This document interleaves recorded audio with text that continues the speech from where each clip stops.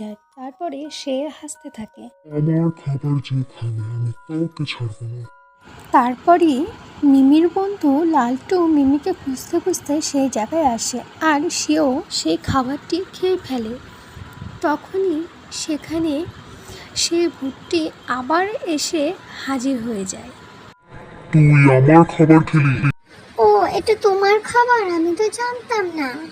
হ্যাঁ, এটা আমারই খাবার। আর তোর বন্ধুকেও আমি আটকে রেখেছি। এটা শুনে লালটু রেগে যায় আর একটি জাদু করে সেই ভূতটিকে উচিত শিক্ষা দিয়ে মেরে ফেলে। ঠিক তখনই সেখানে আবার মিমি এসে হাজির হয়।